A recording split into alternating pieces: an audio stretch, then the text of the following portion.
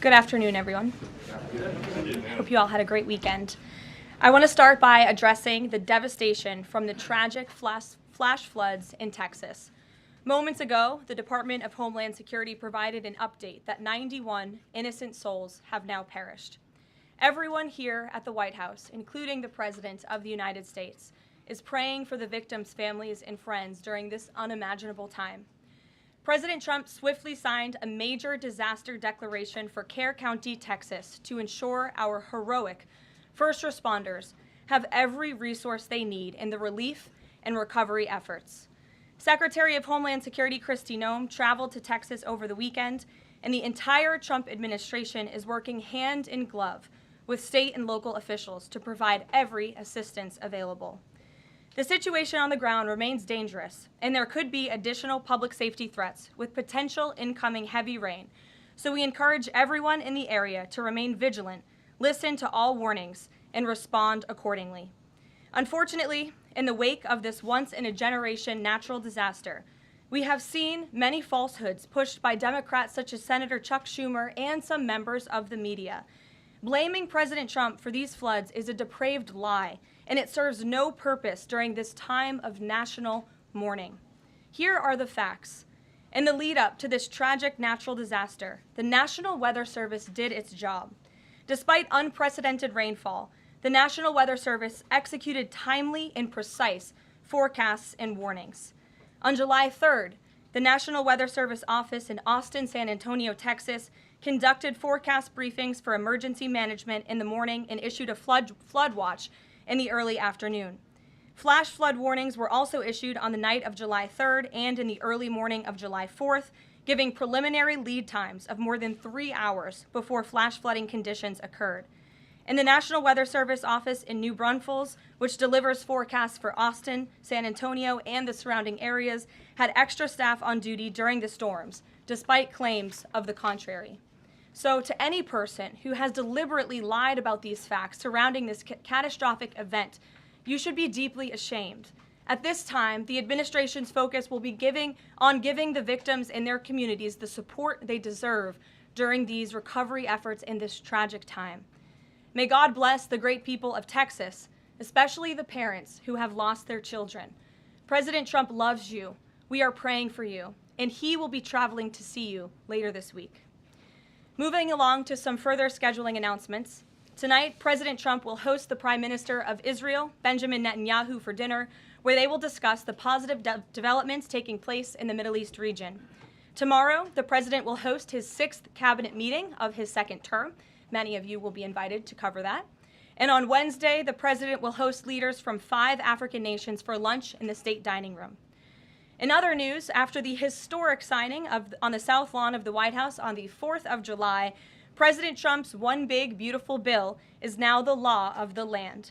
Republicans in Congress met the once-in-a-generation moment and codified the Make America Great Again agenda into law. After this monumental achievement, no other president in modern history has worked harder and faster to fulfill their campaign promises than Donald Trump. The One Big Beautiful Bill will get the United States of America firing again on all cylinders. It's safe to say that over the past few weeks, the president has delivered on many, many wins. For the 4th month in a row, jobs numbers beat market expectations with nearly 150,000 good jobs created in the month of June. The American economy has now added nearly 700,000 jobs since January 2025, with American-born workers accounting for all job gains. President Trump drove illegal border crossings to another historic low in the month of June, and Border Patrol once again released 0 illegal aliens into our country. The Supreme Court stopped activist judges from imposing nationwide injunctions and cleared the way for President Trump to carry out his popular and common sense agenda. The University of Pennsylvania agreed to all of the Trump administration's demands and will now keep men out of women's sports. President Trump secured his trade deal with Vietnam, giving the United States total access to their markets. Because of President Trump's unleashing American energy dominance, gas prices are at 4-year lows. And when adjusted for inflation, gas prices are near the lowest levels we've seen in the last 20 years. NATO members agreed to raise defense spending to 5% of GDP, a foreign policy feat long thought impossible until President Trump made it happen. The Operation Midnight Hammer obliterated Iran's nuclear capabilities, taking out this imminent national security threat, not just to the United States, but to the entire world. The president secured a ceasefire between Israel and Iran, ending the 12-day war. The president brokered a historic peace agreement between Rwanda and the Democratic Republic of Congo. Pakistan nominated President Trump for the Nobel Peace Prize in recognition of his decisive diplomatic intervention to prevent a nuclear war between India and Pakistan. Blue-collar wage growth has seen its largest increase in nearly 60 years, and President Trump has defeated Joe Biden's inflation crisis with core inflation at the lowest level since March of 2021. And just about all of that has happened in the last 3 weeks, and I know you all know it because you've been very busy here covering it along with us. So with that, I will take your questions today as we kick off another very busy week here at the White House. We'll lead with our new media seat, Brian Glenn, who is, of course, very present in this briefing room. He's put in a lot of hours covering this president, so we're glad you finally have a seat today. Brian, go ahead. It feels great to sit down. Thank you very much. You're welcome. I want to go back to the hurricane. You said that President Trump is scheduled to go to Texas later this week. Can you speculate on what day and what he has plans? Sure. The White House is currently arranging those travel plans. We hope that it will be later this week, likely on Friday, but of course we want to do it at the most appropriate time on the ground for state and local officials. We don't want to interrupt the recovery efforts, but we're planning tentatively for a Friday trip, and when that becomes final, we'll let all of you know, as we always do. And you gave a little bit of reaction earlier, but the National Weather Service, the union, actually publicly stated they had an adequate staff on hand to forecast and predict the storm. You shared your thoughts earlier on how the way the left has really weaponized this to blame the deaths in Texas on Trump. I want to comment on that again. Yeah, I just do think those comments are depraved and despicable, especially when so many Americans are mourning the loss of their children. The National Weather Service, as I said, did its job. Many experts, many meteorologists have said that. Many of you in the media, in all fairness, have said that as well. Unfortunately, not all. And many Democrat elected officials are trying to turn this into a political game, and it is not. This is a national tragedy, and the administration is treating it as such. We know the National Weather Service provided early and consistent warnings. They gave out timely flash flood alerts. There were record-breaking lead times in the lead up to this catastrophe. There is ongoing flood monitoring, and these offices were well staffed. In fact, one of the offices was actually overstaffed. They had more people than they need. So any claim to the contrary is completely false, and it's just sad that people are pushing these lies. Can I just get one more? Sure. Kind of a little bit of breaking news. The Department of Homeland Security is moving to end the TPS status on Honduran and Nicaraguan migrants. Yes. Any plans to adding additional countries that you could be targeting? Just a reaction. Sure. Well, I won't get ahead of the Department of Homeland Security on additional countries, but as you pointed out, they did end temporary protective status for Nicaraguans and Hondurans in this country because TPS, temporary protective status, is temporary by definition. It is not meant to be a permanent path to residency or citizenship here in the United States of America. It was originally granted to Nicaraguans following a natural disaster in 1999. That doesn't sound very temporary to me. And as well as Hondurans in 1999 after the impact of Hurricane Mitch in 1998.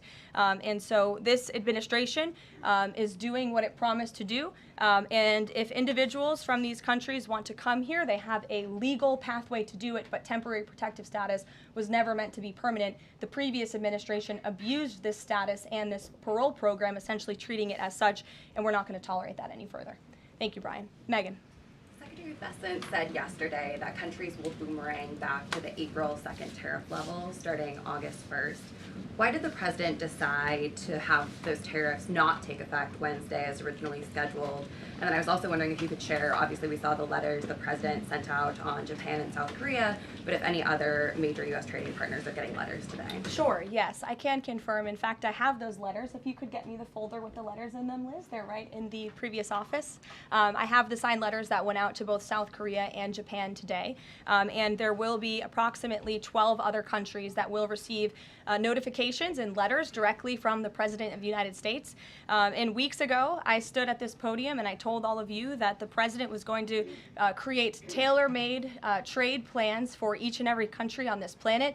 And that's what this administration continues to be focused on. The President will also sign an executive order today delaying the July 9th deadline to August 1st. So the reciprocal tariff rate or the these new rates that will be provided in this correspondence to these foreign leaders will be going out the door within the next month, or deals will be made. And those countries continue to negotiate with the United States. We've seen a lot of positive developments in the right direction, but the administration, the president, and his trade team want to cut the best deals for the American people and the American worker. That's what they're focused on. And in the effort of transparency, these letters will continue to be posted to Truth Social, so you can enjoy them yourself. Go ahead. Thanks, Caroline. Just about the visit of Prime Minister Netanyahu today, I was just wondering why that is not open to the press. Previous visits by him, we've had Oval Office press conferences. Does that reflect somehow the kind of sensitivity of this particular visit? No, they're having a private dinner. There's many important matters that are obviously ongoing in the region, as you know. The utmost priority for the president right now in the Middle East is to end the war in Gaza and to return all of the hostages. Also, as you know, there was a ceasefire proposal that Israel supports that was sent to Hamas, and we hope that they will agree to this proposal. We want to see all of the hostages released. That's on the top of the president's mind, so that will be discussed, as well as the many other positive developments we've seen in the Middle East. I want to go back to the trade deals. As you see, we have these beautiful letters that the president has signed. This one is to the President of the Republic of Korea, original signature on that, and these will be mailed. And then here we also have another letter to the Prime Minister of Japan as well. Both countries will be receiving a 25% tariff rate effective on August 1st. Go ahead. Thank you so much. You said it, and the president said it many times, you want to see an end to the war in Gaza. Will he give guarantees during this 60-day period of ceasefire that actually the war will end? Because this is a sticking point with Prime Minister Netanyahu, and I'm wondering if they see eye to eye on this point. And how do you see the next day? What the next day in Gaza will look like? Look, right now the president is focused on today and to get the Hamas to agree to this ceasefire. I don't want to comment on the details of the arrangement out of respect for these negotiations, but a agreeable and appropriate ceasefire proposal has been sent to Hamas. And I can also tell you Special Envoy Witkoff intends to travel to Doha later this week, where he will continue to engage in these discussions. And the Qataris and the Egyptians have been incredibly helpful partners in mediating these negotiations and discussions to bring peace to this region and end this conflict once and for all. Kristen. Two questions. Thank you, Caroline. Sure. The first question is President Trump reconsidering his plan to phase out FEMA, given what officials have said is their critical role on the ground now in Texas? Look, the president wants to ensure American citizens always have what they need during times of need. Whether that assistance comes from states or the federal government, that's a policy discussion that will continue. And the president has always said he wants states to do as much as they can, if not more. And in the case of Texas, the state and local officials are doing a tremendous job. And I know the president, Secretary Noem, and the federal government are very proud to be working with them. And the president has promised to give Texas the assistance that they need during this tragic time. Just one follow-up on cuts overall. Over the weekend, President Trump said that Elon Musk was a train wreck. Are there, given this current viewpoint, are there concerns within the White House or from the president himself over the cuts that happened under Musk while he was advising DOGE, including the National Weather Service? I think I've already addressed that, Kristen, and what I can tell you is that these offices were fully staffed. The San Angelo office was fully staffed with 12 forecast meteorologists. There were no vacancies. The San Antonio office was operating with 11 forecasters.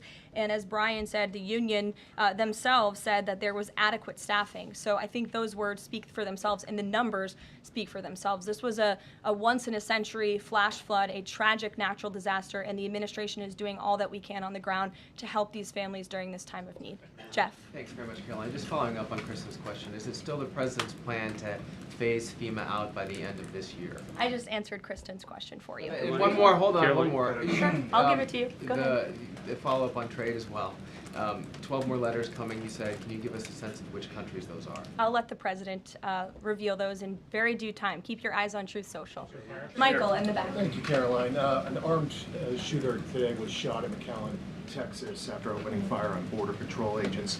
It comes just days after Democratic Congresswoman Pramila Jayapal recently said she gets, quote, inspired when activists obstruct ICE. Does the White House expect Democrats to tone down their rhetoric in light of what we saw today in McAllen, Texas? We certainly call on Democrats to tone down their rhetoric against ICE and Border Patrol agents who, again, are everyday men and women. I would encourage AOC and other Democrats to actually meet with the United States Border Patrol. These are honorable Americans who are just simply trying to do their job to enforce the law.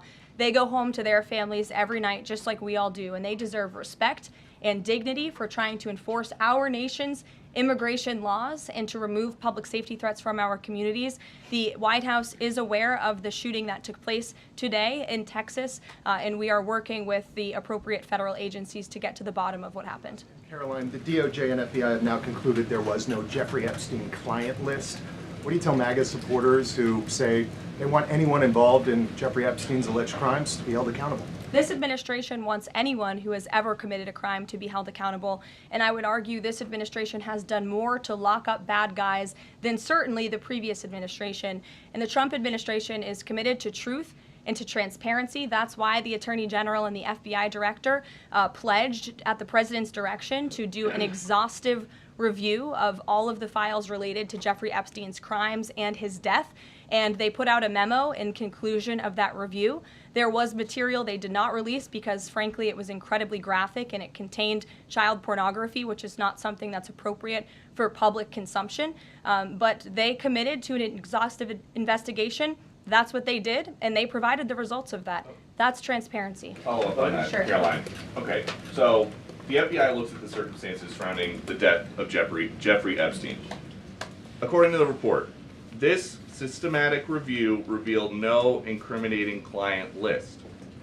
So what happened to the Epstein client list that the Attorney General said she had on her desk?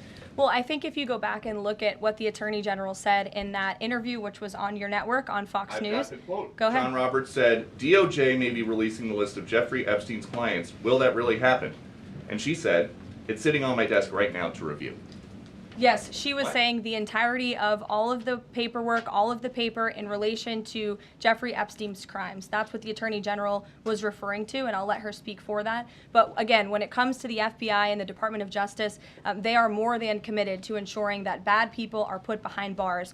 They have an operation going on right now called Summer Heat, which has our murder rate trending in the lowest direction in United States history. Their emphasis on violent crime and locking up violent criminals has led to the arrest of 14,000 violent criminals. That's a 62% increase from the same time period last year. So this Attorney General and the FBI Director are committed to putting bad people behind bars where they belong. They promised an exhaustive review. That's what they did. For any further details, I would refer you to the Department of Justice. Kate. Thanks, Caroline. With Prime Minister Netanyahu visiting the White House today, yesterday the president said that he was working on a more permanent deal with Iran, but several days ago he didn't think one was necessary. What changed?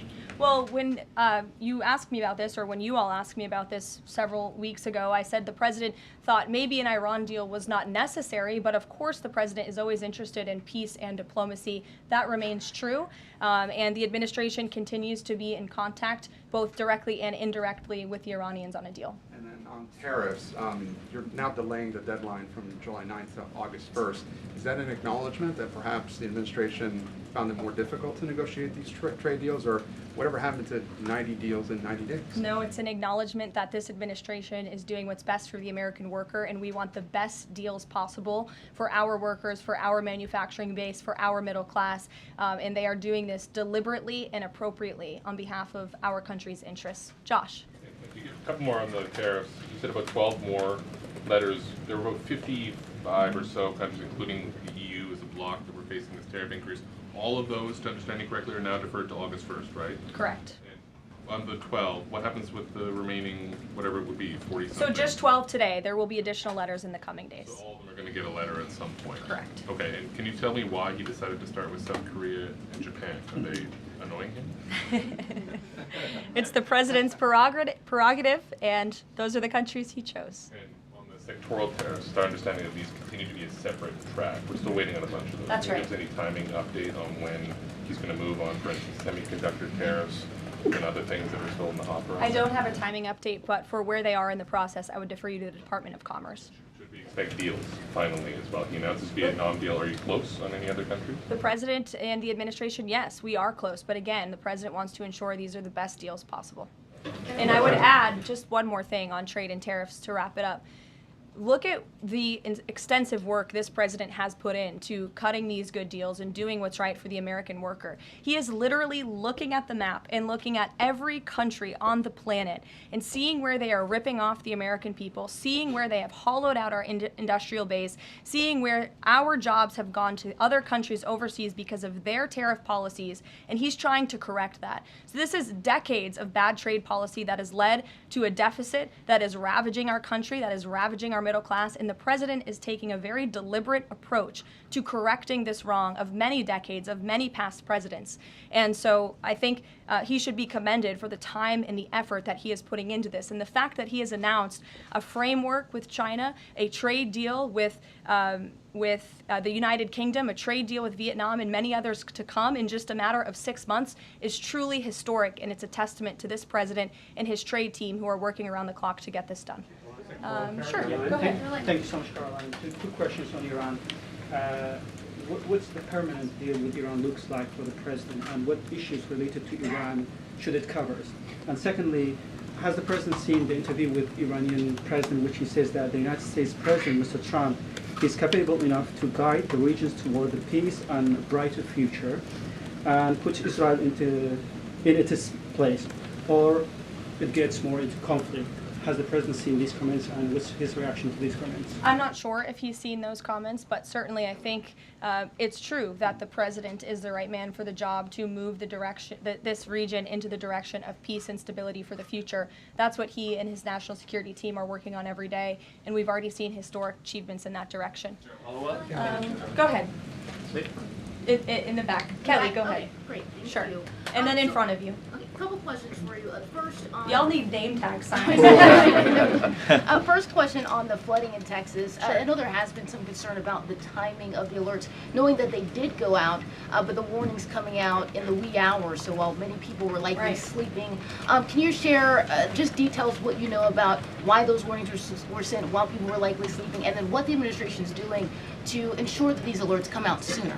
Well, the alerts imminently were sent out before the flood when people were sleeping because the flood hit in the very early hours of the morning. So people were sleeping in the middle of the night when this flood came. That was an act of God. It's not the administration's fault that the flood hit when it did. But there were early and consistent warnings. And again, the National Weather Service did its job. On July 2nd, there were initial notices of potential weather and flooding risks were issued. On July 3rd, escalating warnings throughout the day with a flood watch issued at 1:18 p.m. And then later at 6:10 p.m. on July 3rd, the Weather Prediction Center warned of excessive rainfall and a high likelihood of flash flooding. At 6:22 p.m. July 3rd, National Weather Center issued a hydraulic warning highlighting considerable flooding risks, including in Caryville County. And then there were the timely flash flood alerts at 11:41 p.m., 1:14 a.m., and then another flash flood emergency warning issued at 4:03 a.m. just before the flood hit. So those were all of the warnings that went out to the affected area and region. Go ahead. One question on education funding Go for ahead. states and local Thank you very much. I appreciate it, districts. Caroline. Two questions for you related to the Prime Minister's visit today. Number one, there's a report circulating that the Gaza Humanitarian Foundation provided a proposal to the White House to build these so-called humanitarian transit areas inside and outside of Gaza. The GHF is insistent it has nothing to do with that proposal. Can you shed any light on whether the White House has received such a proposal, and if so, from whom? I'm unaware if a proposal from the Gaza Humanitarian Foundation was sent to the White House. I haven't seen it, but I can ask our National Security Council. And also a document circulating that the White House is prepared to lift the Foreign Terrorist Organization designation from HTS, the group of President al-Shara in Syria. Can you confirm that that's taking place? Again, I haven't heard that, or I'm not aware of that action taking place. As you know, we did lift particular sanctions on Syria, but we did leave them on for particular terrorist groups. If that has changed, we will, of course, let you know if there's a change in policy, but I'm unaware of one at this time. Sure, go ahead. Me? Hi, Caroline. Thank you. Ahead of And then you can go too, since you're so eager. ahead of the president's meeting with Prime Minister Netanyahu today, is there a scenario where Israel has made it clear that they will not bring an end to this war until Hamas is decimated? And the president just 5 months ago suggested a potential takeover of Gaza. Is there a situation where tonight the two men will change their posture, and in the scenario that Hamas turns over the remaining hostages, that the war could come to a permanent end, and that they will seek that under that scenario that they would essentially try to bring this war to a permanent end beyond just that 60-day ceasefire. Again, you're putting a hypothetical situation in the air, so I don't want to comment on that out of respect for these ongoing negotiations and discussions that are taking place. But as for the takeover of Gaza, I don't believe the president ever said that. I think he discussed a rebuilding of Gaza once this war is over. This has become an uninhabitable place for human beings, and the president has a big heart. He wants this to be a prosperous, safe part of the region where people and families can thrive, and there will be a need for a real rebuilding effort when the time comes. But right now we need to end this war, and we need to bring all of the hostages home. The president is adamant about that. The war tonight? Look, again, I will let the president speak for himself later if he decides to comment on the details of the agreement, but out of respect for the discussions, I won't do that from the podium. Go ahead. So Congressman Lawler and Gottheimer had introduced a bill in Congress, the Bunker Buster Act, that would allow the United States to sell B-2 bombers and bunker buster bombs to Israel. Is that something the president would support? Well, I don't know if the president's aware of the Bunker Buster Act, but I will ask him and see what his opinion on that is. I'm not sure. All right, thank you. Caroline. Thank you, Caroline. Building off of the question earlier about the shooter in Texas who targeted ICE, Axios reported today, I believe, that Democrat lawmakers were saying their constituents are calling on them to be more violent when they go to ICE facilities, including, I believe, they want them to shed blood, and that they said that Democrat lawmakers should be willing to get shot themselves. Can you respond to that, and do you have concerns that any of these lawmakers might act on the wishes of their constituents? It's hard to believe anyone with morals in this country or decency would say such a thing. Obviously, the White House condemns that rhetoric, and we condemn violence of any kind. This administration is simply trying to enforce our laws, and we must be a nation of law and order. You cannot simply waltz across our border and live here illegally and expect to stay. We are going to enforce our nation's laws, and the men and women who are doing that are doing so in a respectful way. They are doing so within the confines of the law, and they are just trying to do their jobs. And we condemn any violence or any calls for violence of any kind against any American. Go ahead. Thank you, Caroline. I wanted to ask you if... I was not calling on you, but you can go ahead. It's fine. There's a lot of people in here today. President Trump already saw the letter that the Colombian president Gustavo Petro sent him, apologizing for his comments a few weeks ago, suggesting that there was an involvement from the U.S. government in an alleged coup d'etat in Colombia. And Secretary Rubio recalled the U.S. Chargé d'Affaires in Colombia. Did President Trump saw that letter, and what do you think about the comments from President Petro suggesting that the U.S. has some kind of involvement in a coup?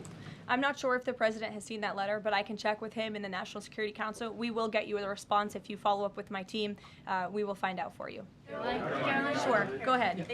Iris, go ahead. Thank you, Caroline. Thank you, Caroline. On two topics. First, I love how excited everyone is on Monday. Yes, Raquel, you can go out.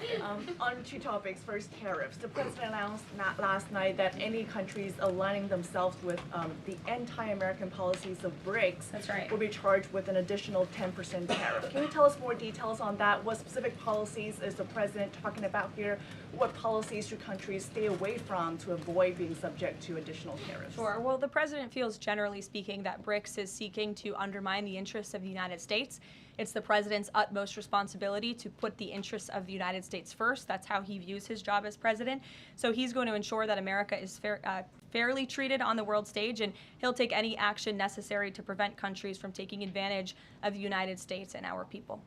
Raquel, go ahead. On illegal immigrants, Reuters' Tom Homan told us this morning that ICE will have to arrest 7,000 illegal immigrants every day for the remainder of this administration to just catch the ones that were let in during the last administration. I'm wondering what the new resources and manpower, of course, given by the Big Beautiful Bill, which of course opens the door for ICE to hire additional 10,000 agents and officers. What's the administration's expectations now for daily arrest numbers going forward in the upcoming months? Sure. I'll let the Secretary of Homeland Security and her department speak on what they're looking for in terms of daily numbers. What I can tell you is I receive the daily reports each morning, and ICE is out there doing the jobs that they swore an oath to do, and they are removing public safety threats from our communities every day, and our country is becoming a safer place because of their efforts. And the One Big Beautiful Bill bill that is now law will give significant resources to ICE and Border Patrol to continue the tremendous work that they are already doing. And I think every American who wants to live